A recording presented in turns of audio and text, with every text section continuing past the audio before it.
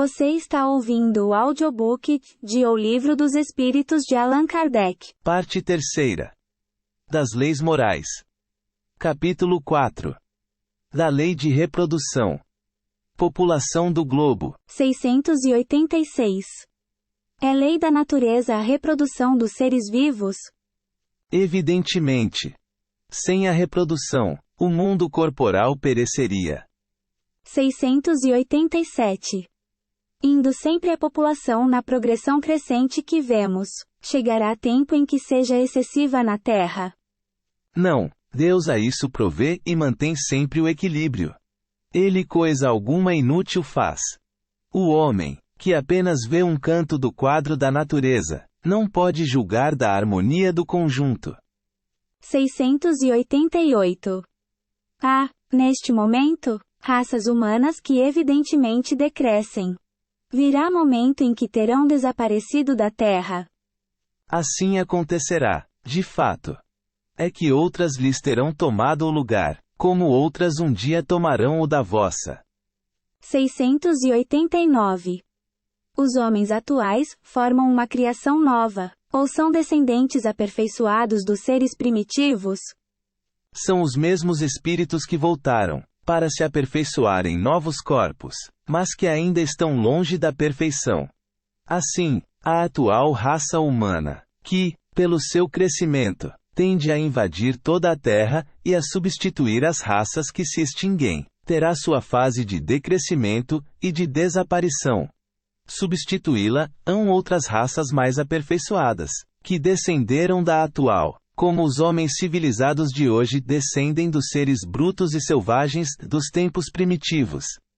690.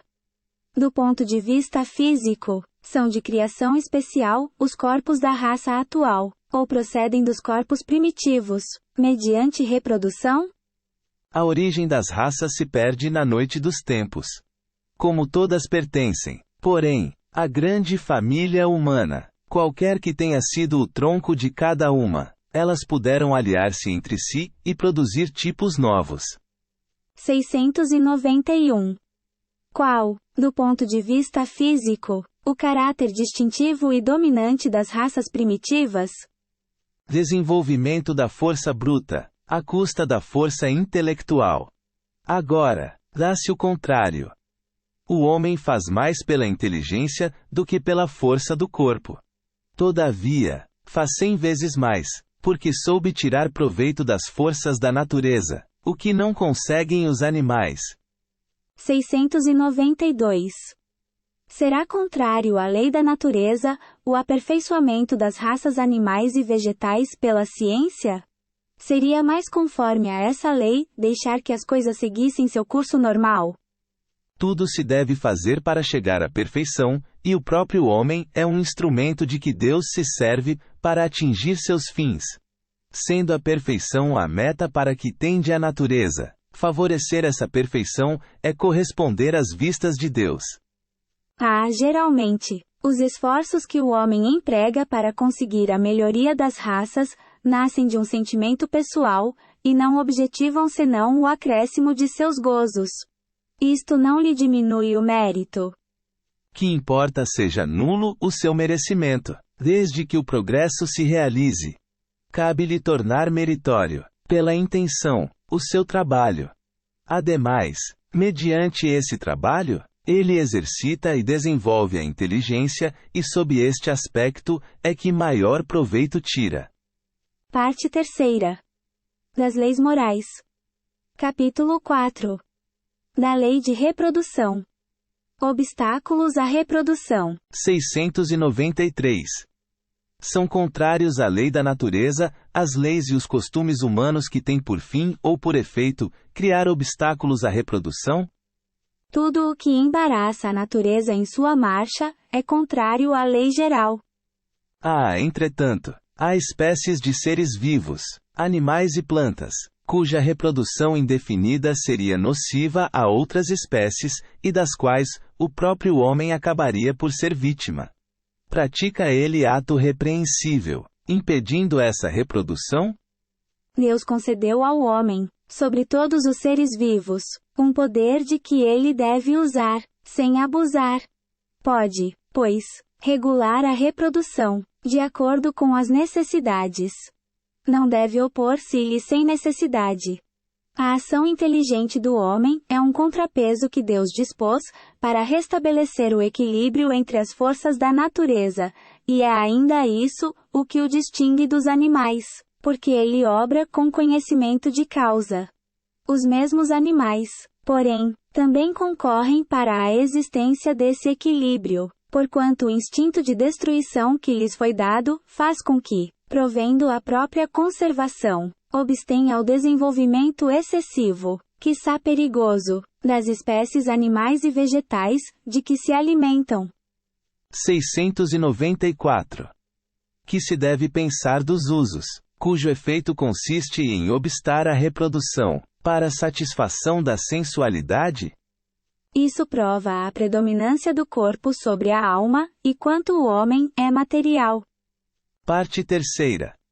Das leis morais. Capítulo 4. Da lei de reprodução. Casamento e celibato. 695.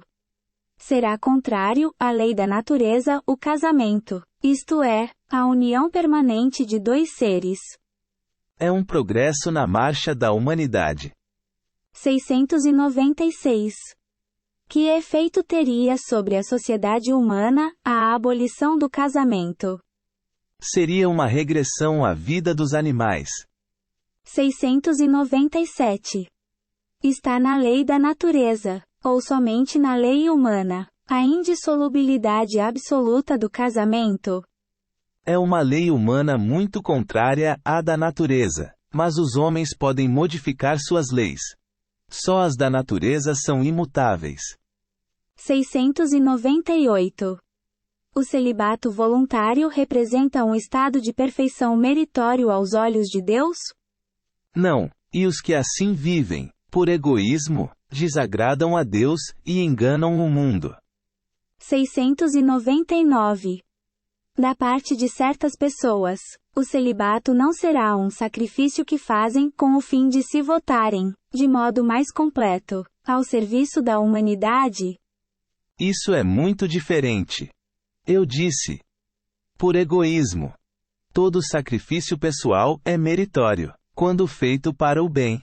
Quanto maior o sacrifício, tanto maior o mérito. Parte 3. Das leis morais. Capítulo 4. Da lei de reprodução. Poligamia. 700.